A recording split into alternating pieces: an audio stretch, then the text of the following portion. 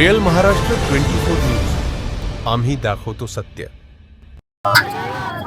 मुस्कान शेखला मी 8 तारखेला 5 वाजता ऍडमिट केलं। त्यावेळेस तिची सीझरची टायमिंग 9 वाजता सकाळी दिलेली होती, परंतु नवीन इमारतीचं उद्घाटन करण्यासाठी कलेक्टर साहेब स्वतः आलते।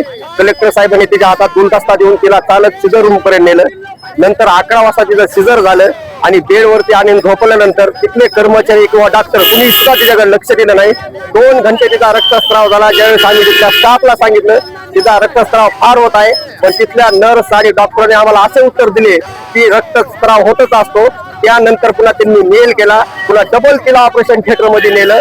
45 मिनिटांनी परत बाहेर आणलं आणि नंतर 8:30 वाजता आणखीन आतमध्ये नेलं। तिला नेल्यानंतर आम्हाला म्हणले 9 साडेनऊ वाजता तिची पिशवी काढावं लागेल। 10 वाजता वरून येण्यासाठी लिफ्ट बंद पडली होती, तर रॅम्प थ्रो आणताना तिला 35 मिनिटं वेदना झाल्या आणि आणलं। 11 साडेअकरा वाजता त्यांनी पुण्या ओटी तिला ऍडमिट केलं।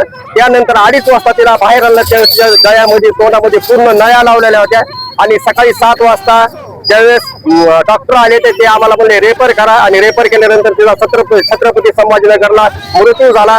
आमचे एक व्यथा आहे की आमच्या परिवाराला आणि मुस्कानला न्याय मिळाला पाहिजे, जसा छाया पंचाला सुद्धा मिळाला पाहिजे, आणि हे जे बी कर्मचारी असतील यांच्यावर गुन्हे नोंद झाले पाहिजे।